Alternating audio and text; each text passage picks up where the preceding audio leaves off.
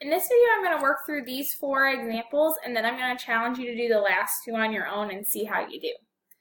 So 10 increased by is an adding word. The quotient, which means divide, of a number in 6 means equal to 15. Find the number. Define the variable x equals my unknown number. In my equation, I'm going to use my words up here to do this. 10 increased by, so 10 plus the quotient of a number, which I said x, and 6, so x divided by 6, which means equals 15. Now, the inverse of adding 10 is subtracting 10, so when I solve, I'm going to subtract 10 from both sides.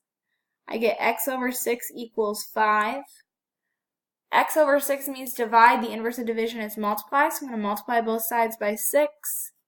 And the 6's cancel out, leaving me with x equals 30. So the answer to my question here, my unknown number, the number is 30. And if we want to check, I think that's a great idea. Let's come back. 10 plus the quotient of 6, our number 30 and 6. So 30 divided by 6 is 5. Add that to 10, and that is 15. So my answer checks. It seems reasonable. The next one says the difference between half of a number and 12 is 18. Difference means subtract. Half means divide by 2. And means equal. So I've got my important words underlined and kind of have some clues above to help myself. This time I'm going to choose m for my variable. M equals my unknown number.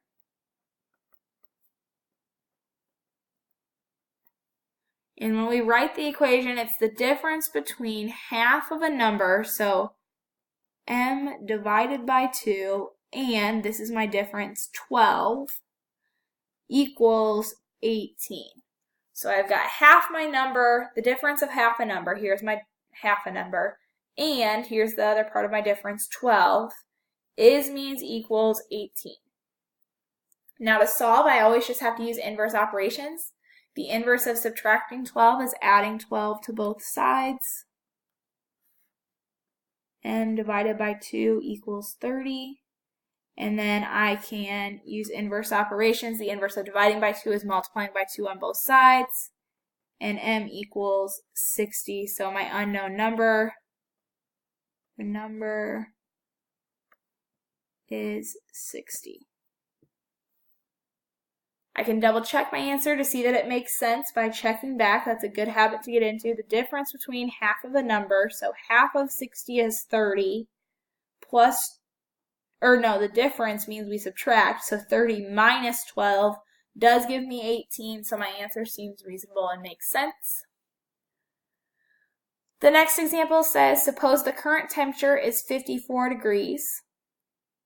It is expected to rise 2 degrees Fahrenheit every hour for the next several hours. In how many hours will the temperature be?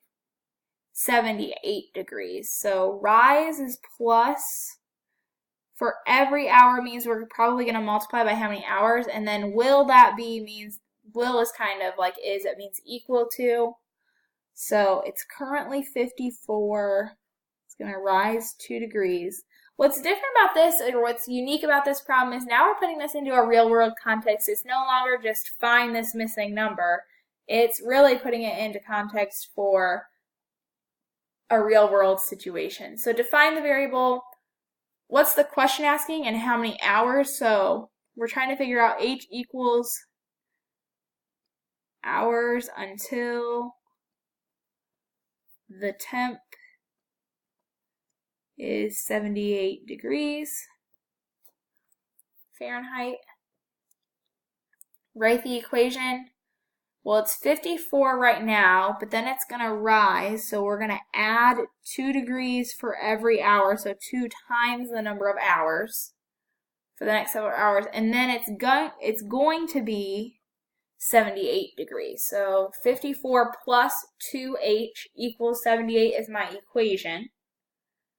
Then I'm going to use inverse operations to solve. So the inverse of adding 54 is subtracting 54 from both sides. 2h equals 24. The inverse of multiplying by 2 is dividing both sides by 2. And I get h equals 12. So how many hours will it take for the temperature to be that? The answer is 12 hours. Notice that I label my answer. It seems like a reasonable answer, but let's kind of just double check. 2 degrees for every hour, so 2 times 12 is 24. 24 plus what it is right now, 54, is 78, so my answer checks and makes sense. One more we're going to do together. Membership at the health club is $15 per month plus $10 for each exercise class taken.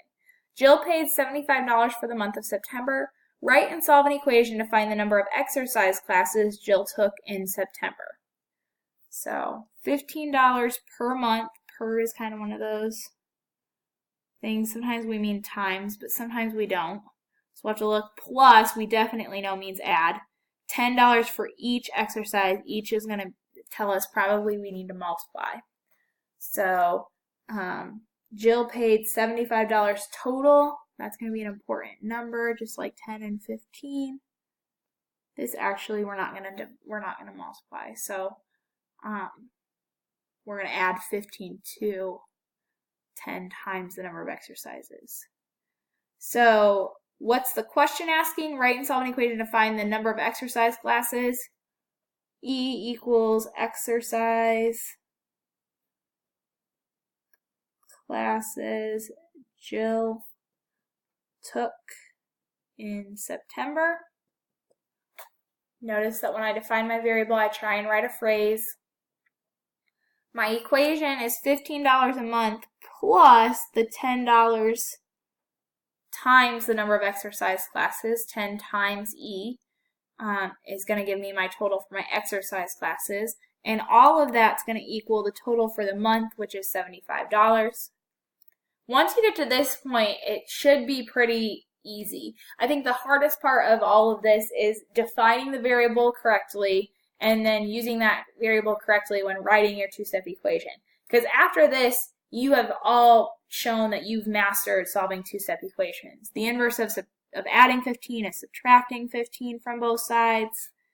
10e equals 60. The inverse of multiplying by 10 is dividing by 10. And when I get my final answer, I get E equals 6. So find the number of exercise classes. E equals 6 exercise classes is my answer that Jill took.